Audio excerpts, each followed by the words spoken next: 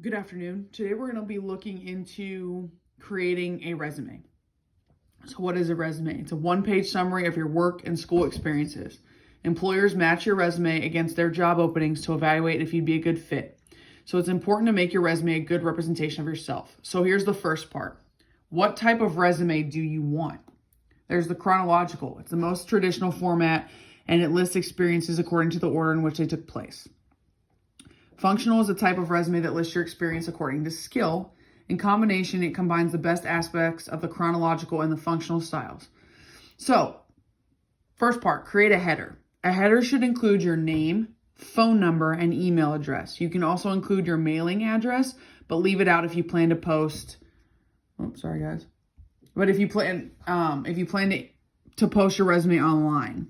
Use a phone number that you can plan to answer and change your voicemail to a more professional message if necessary. Make sure your email address is professional. If it's not, set up a new one and use that. Write a summary. In 1 or 2 sentences, summarize your work experience and relevant skills. Keep this strong and simple.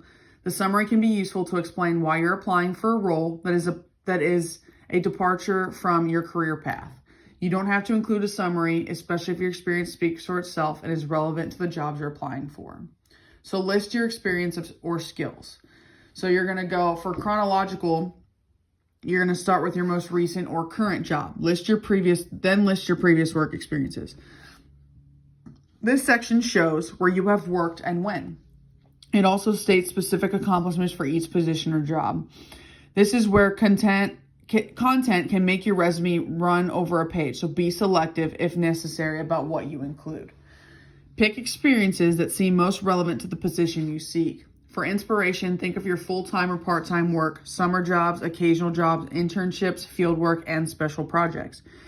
Don't worry whether your experiences are good enough. Employers admire people who have worked hard in a variety of positions.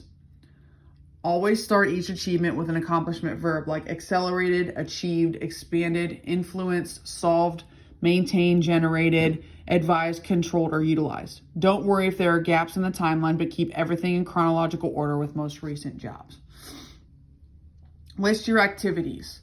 So things that you have participated in include what specific roles in each. This is the place to note membership or leadership positions in clubs, organizations, any kind of athletic teams, community organizations, so on. So if you've done community service, I know this was on my resume when it comes to I did Big Brothers Big Sisters. I volunteered at soup kitchens. We delivered toys to a homeless shelter, anything like that. If you've on sports teams, they love when you're an athlete because it shows that you work well with others. Team player, time management, any sort of thing like that. Don't forget to list those. So here's some examples. So it says track team captain, senior year, fall 2016 to spring 2017. Drama club, Crazy for You, and West Side Story. So those are just some examples. Make sure to put those in there.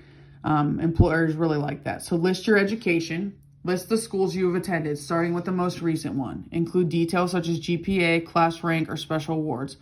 Add any other educational experiences such as training programs, community college, or summer courses, seminars, and so on. So I always list that I'm CPR certified, and I've taken classes in that and first aid, and then I'm a coach as well. Some examples are Oldham County High School, Oldham, PA, GPA 3.8, anticipated graduation is June 2019. Belleville Adult Education, Introduction to Web Design, September 2017. List any awards you've won and when you won them. So Richmond County National Essay Contest, Honor Roll mention. Honor Roll South Saskatchewan High School, junior and senior years. List your personal interests. This section shows you're a well-rounded person who people would want to know and work with. Employers often use this section at the start of an interview to break the ice. Casual interests are better not to list, such as napping, watching reality TV, or gossiping. This is really about highlighting hobbies that have helped you grow as a person. This resume step is considered optional. If you're having trouble coming up with interests or feel your resume is already too long, feel free to leave it out. So some examples could be ceramics, camping, reading, soccer, automotive repair, and carpentry. And then you can save your resume. You can upload it onto any website such as Indeed or onto an actual job application. Thanks for watching. Have a good day.